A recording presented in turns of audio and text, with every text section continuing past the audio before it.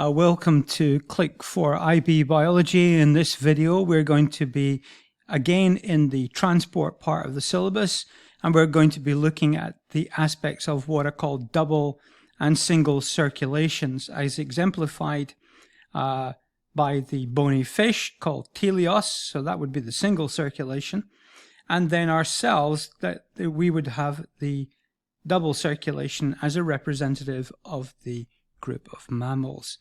Should you wish, there is a PDF of my presentation in the description, along with a quick quiz to test your understanding and one or two other channel links that you may find useful.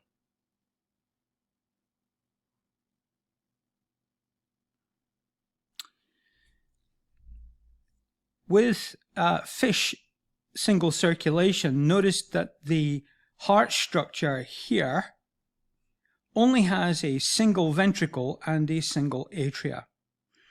Blood is collected from the fish body into the atria. It is then pressurized in the ventricle and sent out to the gills in the ventral aorta. Having passed through the gills and become oxygenated, the blood passes along now what is called the dorsal aorta. And then it will take the opportunity to flow through one of the organ systems,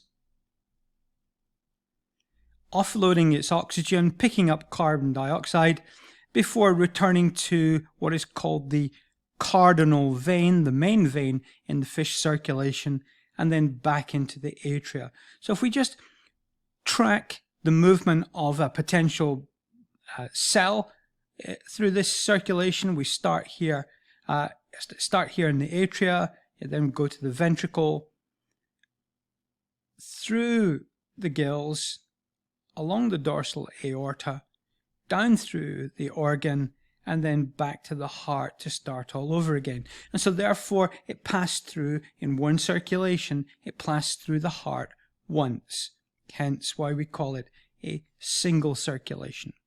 Now, by comparison, we have here the mammal double circulation, as indeed we have as humans. We have this structure.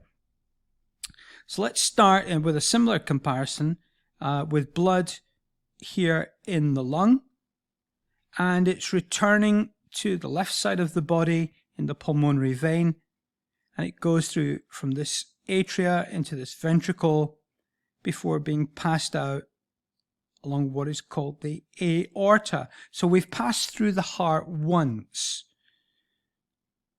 Then we would pass through an organ such as the muscles before returning in the vena cava to pass through the heart for a second time before completing the circuit via the pulmonary artery back to our beginning. And so in this case, we pass through the heart twice.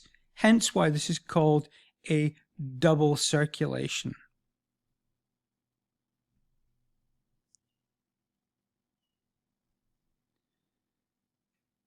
The next videos are shown in the links here, with also a link to the play channels, and I'd appreciate that you might want to consider subscribing to support the channel.